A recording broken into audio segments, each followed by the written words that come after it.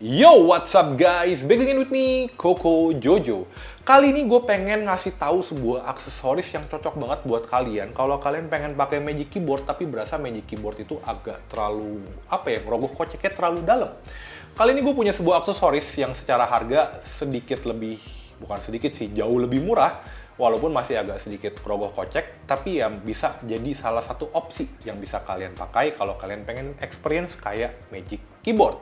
Dan langsung aja ini dia, Gojodok Magic Keyboard, atau kodenya tuh T89. Untuk variannya sendiri, Gojodok Magic Keyboard ini punya dua varian. Yang pertama yang ada backlit, dan itu dia pakai kabel micro USB buat ngecasnya. Dan satu lagi dia nggak ada backlit, yang ada gua pegang ini. Dia ngecasnya tapi pakai kabel Type-C. Untuk harga sendiri sebenarnya nggak terlalu jauh beda. Masih di sekitaran harga 1,1 sampai dengan 1,2 atau 1,3-an. Which is harga itu sekitar sepertiganya dari Magic Keyboard. Dan seperti biasa untuk link pembelian udah gua taruh juga di kolom deskripsi di bawah. Dan jangan lupa juga untuk selalu dukung Koko Jojo. Cara gimana? Dengan klik tombol like, klik tombol subscribe, dan juga klik tombol share-nya. Dan langsung aja, ini dia Gojodok Magic Keyboard. Oke, pertama-tama seperti biasa, di sini yang bakal gue bahas adalah secara desain. Secara desain sekilas, ya Gojodok Magic Keyboard ini cukup mirip dengan Apple Magic Keyboard. Cuma mungkin yang agak berbedanya itu ada di bagian sampingnya, di mana di sini dia ada trigger buat nyalain on ataupun off. Dan di sini ada kabel Type-C serta ini untuk pairing button kalau gue nggak salah ingat. Seperti itu. Nah, di sini bagian atas ini dia kayak pakai bahan kulit yang mestinya kulit imitasi, dan ini kulit imitasi. Walaupun kulit imitasi ini ketika experience dipegang ini bener-bener enak banget, kayak lagi pakai Magic Keyboard beneran. Terus di sini dia juga ada kayak hinge-nya, dan di bagian bawah ini mungkin juga agak sedikit bedanya, selain ada port dan tombol, ini agak sedikit tebel nih karena di sini dia ada baterainya seperti itu. Oke, sekarang kita bakal lanjut ke bagian dalam. Bagian dalamnya ini magnetnya juga cukup kuat, dan di sini bagian dalamnya ini dia pakai finishingnya ini sweat gitu. Jadi pas lagi dipegang tuh bahannya enak banget. Dan di sini dia kayak ada tulisan modul T89, connection mode, operation distance, dan lain-lainnya. Terus di sini yang juga agak sedikit berbeda, di sini ada on off, caps lock, dan juga indikator Bluetooth. Nah, ini BT-nya ini nyala karena gue pencet tombol yang ada di sini. Ini kalau misalkan normal, dia cuma bakal on off, caps lock, udah gitu aja.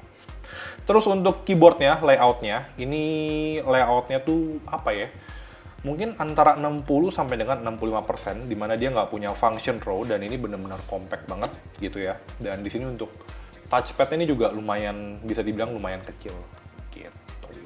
Ini untuk di sini dia pakai bahan plastik, dan ini finishing plastiknya ini bahannya juga doff. Jadi ketika dipakai di tangan itu experience-nya enak banget, pol seperti itu. Oke, sekarang gue bakal lanjut ngebahas mengenai build quality. Oke, untuk build quality, gue bener-bener gak ada issue dengan si Gojodok T89 Magic Keyboard ini. Build quality-nya menurut gue superb banget. Cuman seperti biasa, kalau gue tuh agak isunya mungkin waktu pemakaian jangka waktu panjang. Di sini kan dia kayak ada lipetan nih. Di sini kan dia ada lipetan nih ya. Mungkin dalam waktu panjang lipetan di sini nih lemnya lama-kelamaan akan ngebuka gitu ya. Jadi ya keep aware aja, jaga-jaga. Dan rasanya gue nggak ada isu lagi sih dengan build quality-nya. Cuman mungkin buat kalian yang pakai Magic Keyboard dan pengen Magic Keyboard yang ringan, nah si Gojodok Magic Keyboard ini nggak terlalu ringan. Kenapa? Karena dia ada baterai tertanam di sini. Nggak kayak Magic Keyboard-nya si Apple, which is dia tuh powernya by iPad kalian. Seperti itu. Oke, sekarang gue bakal lanjut ke fitur yang gue seneng dari Gojodok Magic Keyboard ini. Oke, fitur pertama yang gue seneng adalah di bagian back covernya ini dia udah ada magnet. Jadi kalau kalian punya iPad, tinggal kalian templokin dan dia bakal langsung nempel seperti itu. Nah, terus juga ini karena dia niru desainnya Magic Keyboard, jadi di sini ada beberapa pilihan angle. Walaupun angle maksimal ini mungkin cuma segini doang nih, kayak mungkin sekitar 120 kali ya, 120 derajat gitu. Nah, di sini juga posisinya tuh lumayan ngelok, jadi kalau kalian taruh kayak gimana pun juga ya posisinya tuh bener-bener bisa dibilang tuh nggak goyang sama sekali, which is juga hal yang bikin gue seneng.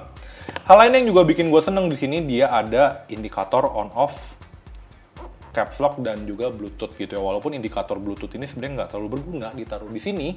Cuman indikator caps lock ini ya lumayan ngebantu sih menurut gua. Jadi kalau misalkan caps lock-nya nyala ya kalian tahu kalau caps lock-nya lagi nyala gitu. Nah, cuman juga yang agak gua sayangkan di sini ada indikator on off, cuman dia cuma muncul warnanya sekali doang. Jadi ya gua nggak tahu nih kalau sebenarnya udah nyala atau belum. Paling taunya dari caps lock-nya gua nyalain. Bluetooth juga ini kan sebenarnya nggak terlalu isu juga seperti itu. Cuman mungkin indikatornya ini karena terlalu atas, jadi kalau misalkan iPad-nya gue taruh kayak gini, mungkin akan agak sedikit ketutupan sama shadow nih. Kayak ini dilihat dari kamera atas aja nih, on off sama caps lock-nya ini nggak terlalu kelihatan. Cuma kalau gue lihat dari sudut pandang orang nulis atau ngetik, ya ini masih sedikit kelihatan seperti itu. Lanjut ke hal lain yang gue seneng dari si keyboard-nya ini. Experience pas lagi gue pakai buat ngetik.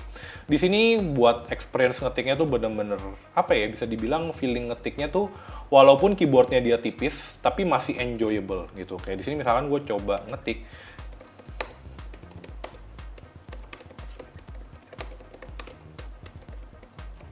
ini bener-bener enjoyable gitu buat feeling ngetiknya. Terus juga di sini untuk ngetiknya cukup responsif ya, karena emang ada beberapa keyboard Bluetooth dari ya yang merek yang nggak terlalu terkenal kan suka pas lagi ngetik experience-nya suka agak lemot. Nah di sini walaupun dia pakai Bluetooth buat ngetik itu nggak berasa lemot sama sekali. Ya berasa cukup responsif lah seperti itu. Nah ini untuk kursornya pun juga cukup responsif dan ini juga cukup enak pas lagi kalian pakai. Jadi pas feeling ngetik dan juga feeling si kursornya ini benar-benar menurut gua mantep banget seperti itu. Hal lain yang gue suka juga dari si Gojo Dock Magic Keyboard ini adalah karena dia menggunakan standar Bluetooth. Jadi semisal nih ya, gue lepas tablet gue taruh di tempat lain kayak gini. Si keyboardnya ini masih bisa gue pakai buat ngetik. Tapi nih coba nih. Keyboardnya ini masih bisa gue pakai buat ngetik gitu ya. Jadi ya walaupun nggak sekeren Magic Keyboard yang pakai konektor di belakangnya si iPad buat ngetik, tapi ini hal lain yang bisa dibilang hal positif gitu ya, kayak karena dia pakai teknologi lama, jadi ya dia bisa tetap ngetik walaupun si Magic Keyboard dan juga si iPad-nya ini nggak ketempel secara langsung. Seperti itu. Terus satu hal lagi yang gue seneng dari Gojo Dock Magic Keyboard ini adalah dia itu waktu baterainya itu menurut gue cukup panjang banget gitu ya. Jadi kalau misalkan kalian pengen pakai Magic Keyboard ini, itu standby time atau work time itu lumayan panjang dan ya gue sendiri pun juga jarang pakai keyboard gitu ya. Dan sampai dari waktu pertama kali gue beli ini keyboard yaitu di Desember 2022 sampai sekarang di April, ini keyboard belum pernah gue cas sama sekali. Jadi emang secara baterainya sih menurut gue lumayan superb gitu ya. Mungkin kalau kalian sering pakai keyboard ya bakal habis sekitar 1 bulanan gitu ya. Dan menurut gue 1 bulan itu buat sebuah keyboard itu mantep banget. Oke, sekarang gue bakal lanjut ngebahas mengenai kekurangan dari Gojo Dock Magic Keyboard ini adalah yang pertama. Gojo Dock Magic Keyboard ini bisa dibilang cukup berat dibandingkan dengan Magic Keyboard-nya dari Apple. Jadi kalau misalkan portabilitas itu adalah salah satu hal yang sangat kalian pengen di device kalian, Gojo Dock Magic Keyboard ini lumayan berat. Bahkan ketika si iPad sama Gojo Dock Magic Keyboard-nya ini jadiin satu, beratnya tuh jauh lebih berat dibandingkan ketika gue bawa MacBook Air. Seperti itu. Oke, terus hal lainnya yang mungkin di Magic Keyboard-nya Apple ada, di sini nggak ada adalah di Magic Keyboard-nya Apple, si Magic Keyboard-nya itu bisa dipakai buat ngecas iPad kalian.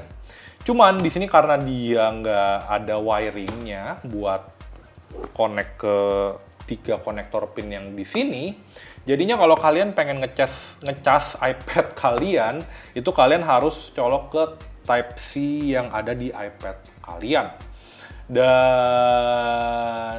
kalau udah dicolok, otomatis kan kalian nggak bisa colok aksesoris lainnya.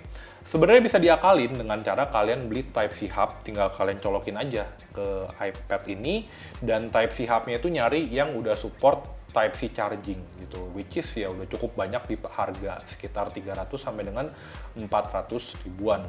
Dan rasanya dengan nambah segitu, si GoJodok ini masih jauh lebih murah sih dibandingkan dengan kalian beli Apple Magic Keyboard yang harganya 3-4 kali gitu.